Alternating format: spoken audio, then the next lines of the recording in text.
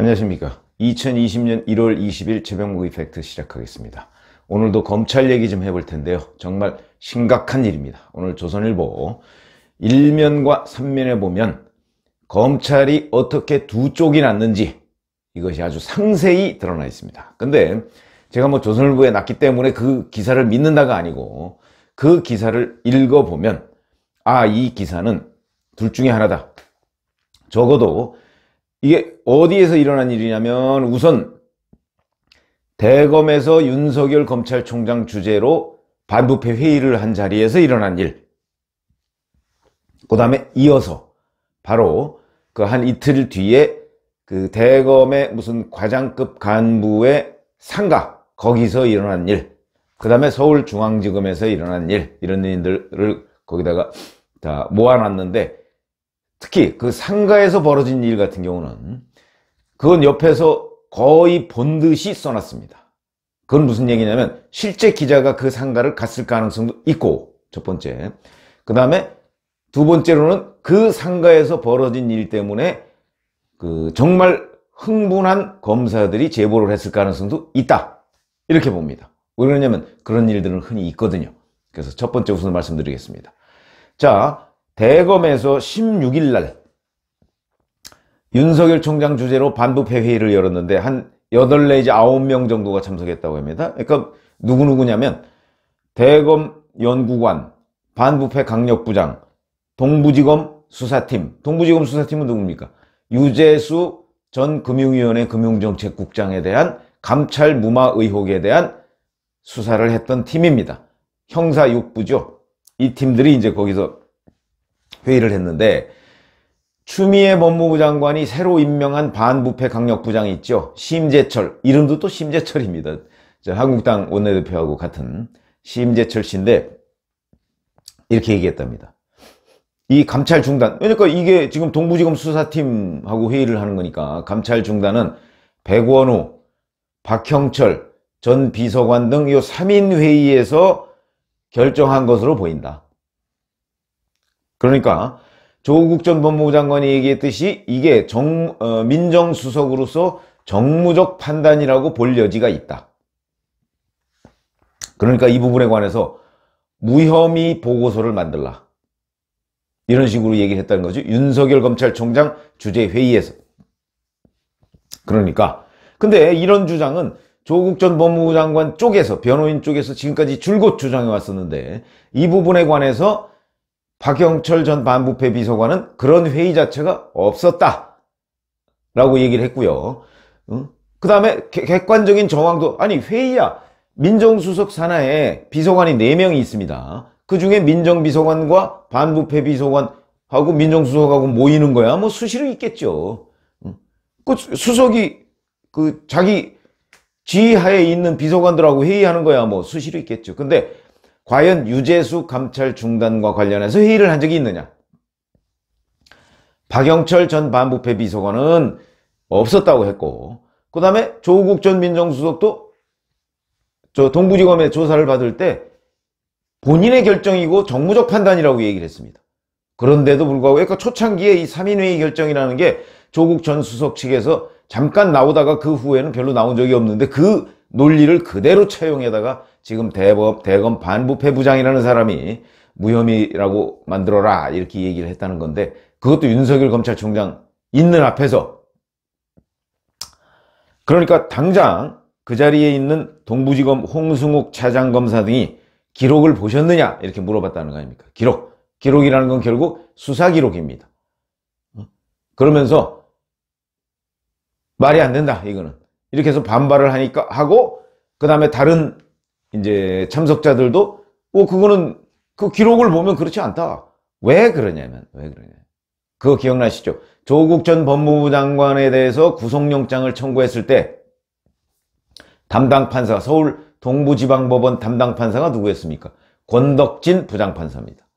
그 권덕진 부장판사가 이 영장을 기각해가면서도 장문의 기각사유서를 썼습니다. 거기에 보면 첫 번째가 범죄 혐의가 소명되고 였습니다. 그 범죄 혐의가 뭡니까? 직권남용 아닙니까? 근데 지금 심재철 반부패 부장은 그게 직권남용죄가 성립 안 될 수도 있다 이렇게 얘기를 주장을 하는데, 영장 전담 판사가 그 1차적인 판단자입니다. 재판은 아니지만. 그러나 영장 전담 판사가 봤을 때 그 사람도 판사인데 그 사람도 재판하는 사람입니다. 그런데 그 사람이 봤을 때 범죄 혐의가 소명된다 이렇게 얘기했습니다. 또 하나, 거기에 직권남용 얘기가 나옵니다. 대통령 민정수석 비서관으로서 직권을 남용함으로써 법치주의를 후퇴시키고 공정사회의 질서를 저해한 뭐 어쩌고저쩌고 이렇게 나오고, 그 다음에 죄질이 나쁘다 이렇게까지 나옵니다. 죄질이 나쁘다. 판사도 그 공소장을 본, 그러니까 구속영장 청구서를 본 판사도 그렇게 판단을 했는데, 이 사람은 반부패 부장이라는 사람이, 검찰에 있는 사람이 이런 식으로 과연 판단을 할 수 있을까 하니까 홍승욱 차장검사 등이 기록을 보셨느냐 이렇게 질문을 할 수밖에 없었겠죠. 그래서 일단 16일 회의에서는 이 부분은 이제 없던 일이 된 것으로 보이는데, 사단은 또 18일에 벌어졌습니다. 그러니까 16일 회의에서 심재철 반부패 부장만 혼자 그렇게 주장을 했던 것으로 보이고, 다른 검사와 수사팀들은 아니다, 그건 아니다, 기록도 안 보고서 그렇게 얘기하면 되느냐 하고 여기에 대검연구관 일부가 동조를 한 것으로 보입니다. 거기서도 갈라졌는데 거기서는 압도적 다수가 동부지검 수사팀이었죠.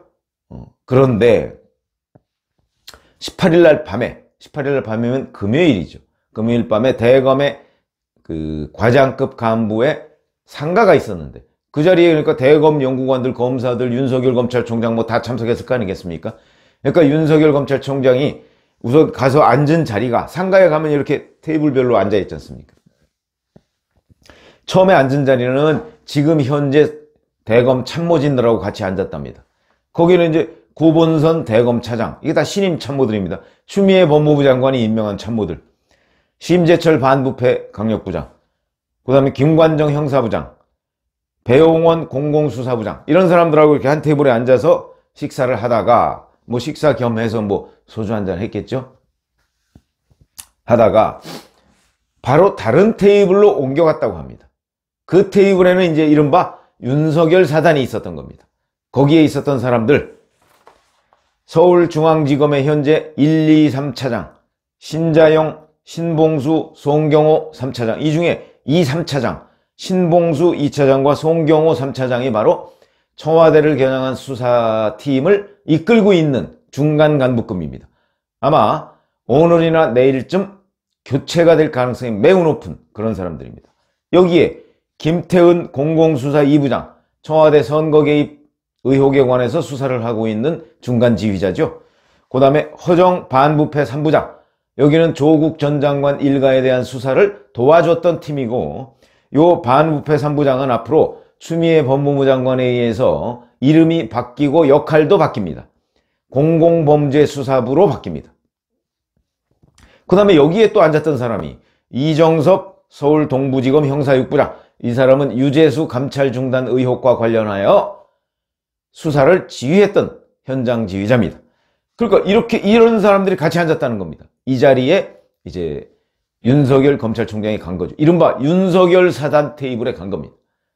그러니까 자, 여기에서 우선 제가 주목하는 부분은, 자, 대검 신임 참모진과 윤석열 사단이 따로 테이블을 딱 갈라서 앉았다는 거. 이건 이제 검찰이 두 쪽 났다는 얘기입니다. 윤석열 사단과 추미애 사단으로 두 쪽 났다는 겁니다. 그런 걸 의미하고, 그 다음에 이렇게 앉았으니까 여기에 이정섭 형사6부장이 있으니까 아마 그 16일 날 대검 참모회의에서 있었던 얘기를 했을 가능성이 있습니다. 그러니까 여기에서 이제 이런저런 얘기 하다가 심재철 반부패 부장이 이 자리로 왔다는 거 아닙니까? 이 자리로 와서 합류를 하려고 하니까, 흔히 이 심재철 반부패 부장이면 아시지만 검사장급입니다. 검사장급의 중견 간부입니다. 그러니까 검사장 초임 검사도 아니고 중견 간부입니다. 그래서 이 사람이 거기로 와서 합류를 하려고 하면, 보통 검사들은 이 검사 동일체의 원칙, 뭐 상명하복 뭐 이런 게 있지 않습니까? 그러니까 대개 그 밑에 사람이 윤석열 총장 주변 사람들이 이렇게 일어나 줍니다. 그래서 이쪽으로 앉으시죠. 아무도 안 일어났다는 거 아닙니까? 아무도 안 일어났다. 뭐냐면 아마 속으로 이랬을 겁니다. 너도 검사야? 이랬을 겁니다. 완전히 두 쪽이 난 거다. 그리고서 이제 시간이 더 흘러서 이제 아마 뭐 술도 좀 마시고 뭐 상가에 가면 흔히 그러니까 그런 상황에서 이제 큰 소리가 났다는 겁니다. 응? 너도 검사냐? 너 기록이나 제대로 보고 그러느냐?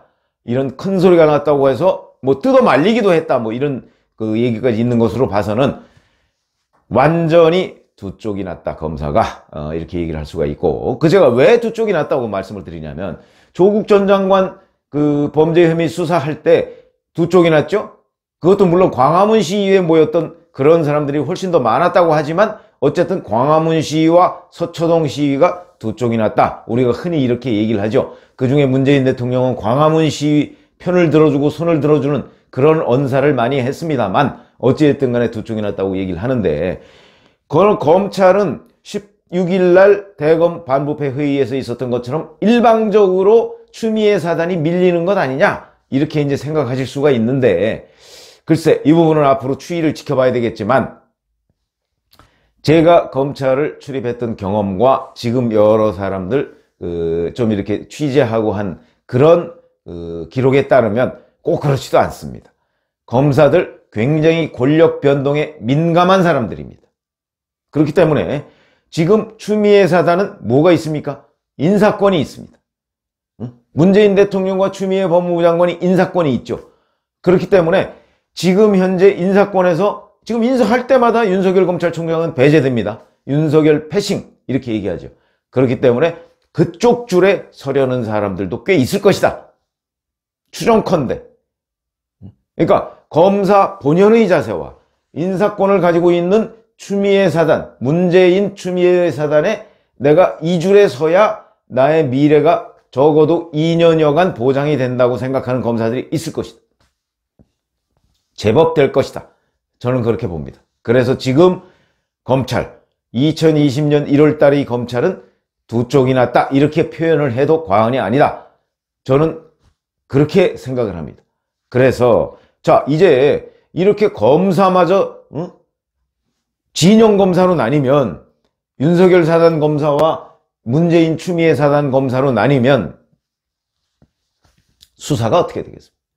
그래서 당장 지금 이성윤 서울중앙지검장도 바로 문재인 추미애 사단 아닙니까? 그러다 보니까 서울중앙지검에서 지금 청와대 선거개입 의혹 사건을 수사하고 있지 않습니까? 그게 바로 아까 얘기한 김태은 공공수사 2부장이 지휘하는 수사팀입니다. 지금 영장 집행, 청와대 압수수색 영장 집행을 못해서 들고 있는 상태입니다. 집행을 못했으니까. 그러니까 기한이, 특별히 기한이 없습니다.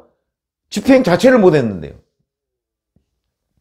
그래서 이거를 집행하려고 지금 얘기를 하고 있는데 진행이 안 되고 있습니다. 왜 그러냐? 저는 이성윤 서울중앙지검장 때문이다. 그러니까 만약에 그 기간이 끝난다고 쳐도 그 다음부터 추가 압수수색 영장 아마 청구 자체를 안 할 것입니다.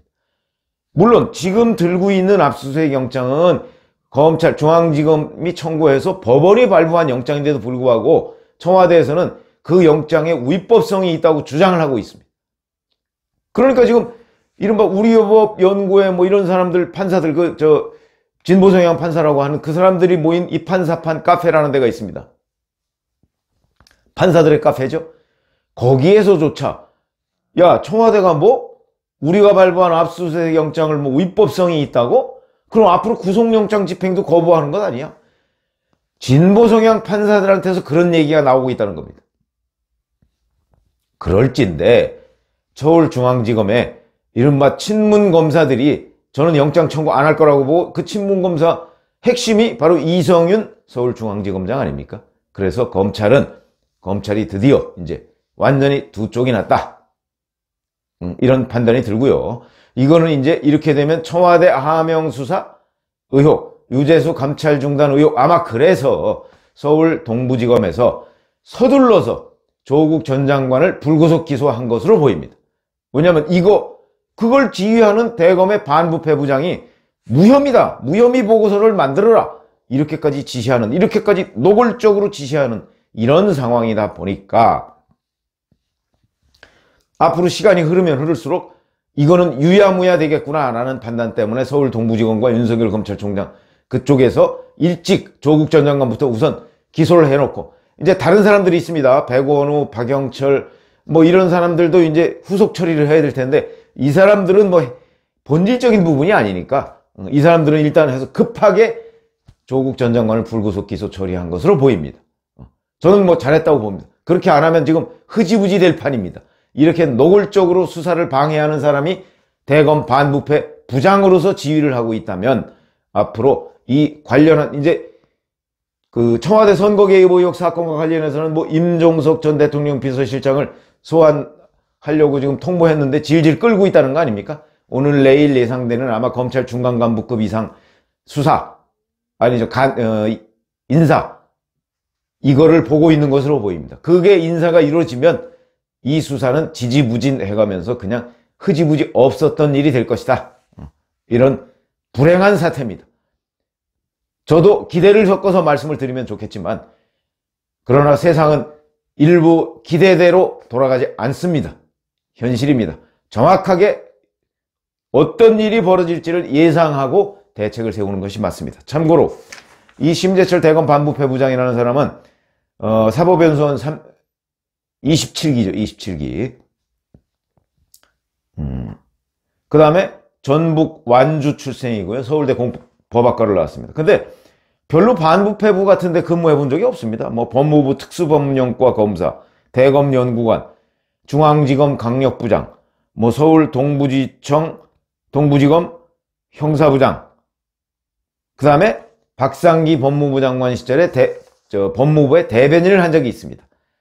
아마 이때 법무부 대변인으로 발탁된 것도 바로 이런 성향 때문에 발탁됐을 것이고, 지금 대검 반부패 강력부장, 별로 반부패부에 근무해 본 적도 없는 이런 사람을 그 자리에 앉힌 것도 추미애 법무부 장관이 가서 역할을 충실히 해라, 검찰을 두 쪽 내는데 기여해라 라고, 그런 어떤 뜻이 포함된 것 아닌가, 이런 생각이 듭니다. 앞으로 두 쪽 난 검찰, 참으로 안타까운 일입니다.